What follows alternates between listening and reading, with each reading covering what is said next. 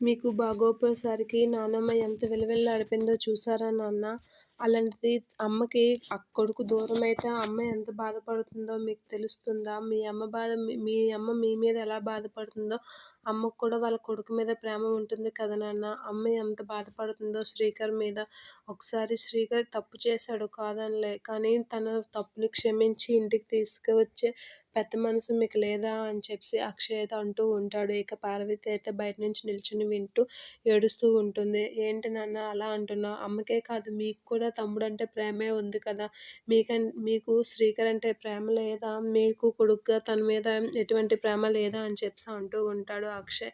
"ఎందుకు నాన్న మీరు కోపంతో దూరం పెట్టుకొని బాధపడడం, చేసిన తప్పుని క్షమించి శ్రీకర్‌ని పిలుద్దాం" అని చెప్పేసి అక్షయ్ అయితే అంటూ ఉంటాడు. ఆ మాటలకి పం రాజేంద్ర ప్రసాద్ అయితే లేచి నిలబడి ఇలా అంటూ ఉంటాడు.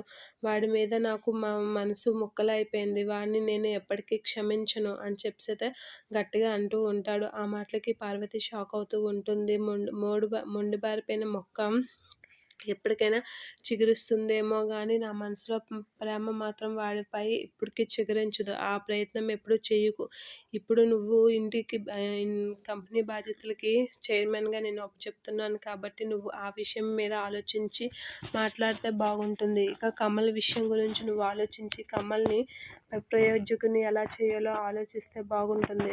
వాడి గురించి నువ్వు ఆలోచించి నా మనసు బాధ పెట్టుకో. నేను ఆడి మీద ఎప్పుడు ఆడి మీద ప్రేమ పెంచుకోను అని చెప్పేసి అంటూ ఉంటుంది. నా నా నా మనసులో ఆడికి ప్రేమ చచ్చిపోయింది. అది మరి ఎప్పుడు చిగురించదు. వాడి విషయం గురించి నా దగ్గర ఎప్పుడు మాట్లాడే ప్రయత్నం ఎప్పుడు చేయకు అక్షయ్. నువ్వు ఇంకేదైనా మాట్లాడేయాలనుకుంటే కమల్ బిజినెస్ విషయాలు ఏవైనా మాట్లాడు గానీ ఆ శ్రీకర్ గురించి మాత్రం నా దగ్గర మాట్లాడకు.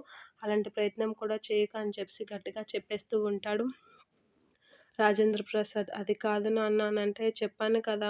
వాడి గురించి నా దగ్గర ఎప్పుడు మాట్లాడకు. వాడి గురించి మాట్లాడి మన ఇద్దరి మధ్య ఇది పెంచుకో" అని చెప్పేసి అనేసి అక్కడి నుంచి వెళ్ళిపోతూ ఉంటాడు రాజేంద్ర ప్రసాద్.